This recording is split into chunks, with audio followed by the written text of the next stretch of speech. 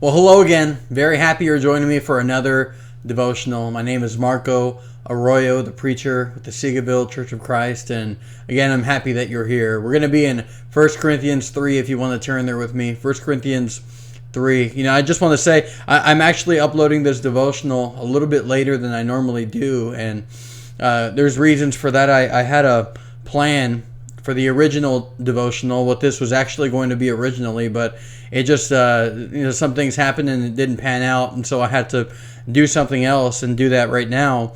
But it worked out really well. It worked out really well, actually, in hindsight. I had something that happened today, and sometimes, I just preached on gratitude, preached on prayer this past Sunday, yesterday, and sometimes in life I have these moments where I try to make sure to take a moment and to thank God and to notice His blessings when they happen. I try not to overlook God's blessings whenever they do come to me, if at all possible. I try to notice them when they're there. And just today, I was doing something that, generally speaking, is not really fun for me.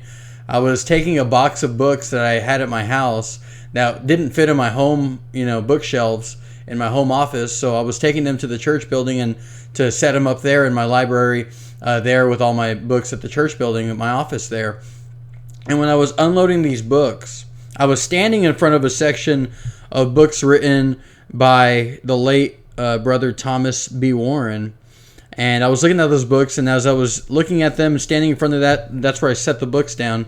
I was taking out those books from the box and kind of, arranging them and all that and getting ready and putting them in their own section so I can start putting them up on the shelf. And then I picked up a book that was signed. It wasn't written by, but it was signed by Andrew Connolly, who's another wonderful preacher from the past. Did a lot of great work for God in his life before he passed away for many, many years, and around the world did wonderful work, just like Brother Thomas B. Warren. And then I saw another book in that pile of books I was taking from home that were in a box to unload at the church building at my office there, and it was The Agony and Glory of the Cross by Charles Hodge, who's another great preacher of the past who did so much good work. And I have lots of great books in my library at the church building that are written by great men, right, with great content, that did good work, that served God, that were a blessing to so many people. But those three, and seeing all three of those in that moment, was really special to me for a reason that I think that I certainly can appreciate from the specific situation I'm in.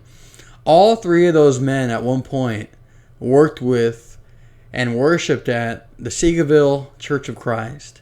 Those three of those wonderful, great preachers from the past who thousands of Christians know and appreciate, and non-Christians as well. All three of them at one point worshipped and worked with the Seagoville Church of Christ, and they wrote those books, or those books used to either they wrote the book or the book used to belong to them. And now those books have found their way back to the church building, and now they're in the preacher's office yet again, and they're serving in some way to be a blessing to the church still. I thought of that moment, and that moment really stood out to me and told me something amazing. In fact, I shared the picture just so you can see it here. I shared it on Facebook.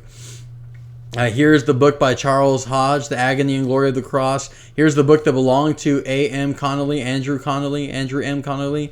And these are the books by Thomas B. Warren that I have in my library at home in the background here. He wrote some wonderful books that I started to read pretty soon after I became a preacher and started preaching. I shared that picture, and it really was a reminder to me of something. And especially with the perspective of being the preacher at Seagoville. I'm just one in a long line, not of preachers at Seagoville, ministers that worked with Seagoville. I'm one in a long line of servants of God.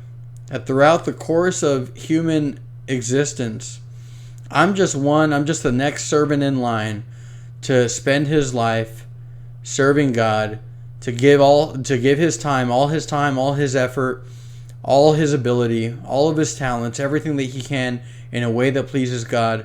And one day, and that started at some point in my life, and one day that'll end when I die. And I'm just one of many. There's so many servants of God that have gone into this world and gone out of this world and are currently in this world. I'm just another servant. For some people, that message might be saddening. It might be discouraging for some people. They might feel like, well, I'm just so small. Just so small. And really, biblically, you are small. I'm small. Now, small, though, doesn't mean meaningless. In fact, in terms of work for God, though I'm just another servant, though I'm just another worker, that work is powerful, and that work resounds into eternity. I love what Paul says here. He's talking about their separation, their division, because they're following men. They're saying, I am of Paul, I am of Apollos. He says, you're being carnal by following men. And he says, why? He says, why it's pointless to follow men. Who then is Paul?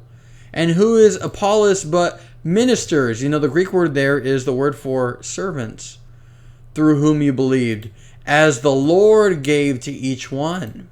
So he says, who am I? Who's Apollos? We're just servants of God, and through our service you came to believe, but the Lord is the one that gave. And he says these famous words in verse number 6, I planted, Apollos watered, but God gave the increase. So then neither he who plants is anything, nor he who waters, but God who gives the increase. Now he who plants and he who waters are one, and each one will receive his own reward according to his own labor. Verse number 9, for we are God's fellow workers. You are God's field. You are God's building. So what he says here essentially is, who are we at the end of the day? I have a lot of great things to say about Thomas B. Warren, Charles Hodge, Andrew Connolly. At the end of the day, who are they but servants of God? Or who are they but servants of God in their lives? Maybe people will say nice things about me. Sometimes I feel like there's not much to say. There's a whole lot less to say than there was about those men. But at the end of the day, no matter what good things you could try to say about me, who am I but a minister? Who am I but a servant of God? That's all I want to be. I just want to be a servant of God. I just want God to be pleased with the work that I do. I just want to be a blessing to others. I just want to be holy in God's sight and to be exactly what He would have me to be. I just want to serve. I just want to be a servant. I don't want to be big in the sight of all men. I just want to be a lowly servant of God. And of course, that's not to say that my work would be insignificant. No, there's nothing more significant than working for God. But I want Him to have the role of honor. I want Him to get all the glory. I want Him to get, at the end of the day, all of the worship, all the recognition, because who am I? I'm just one in a long, long line of people who are blessed beyond what they deserve to be able to serve God. So whatever it is that God would have me to do, it's not a burden for me.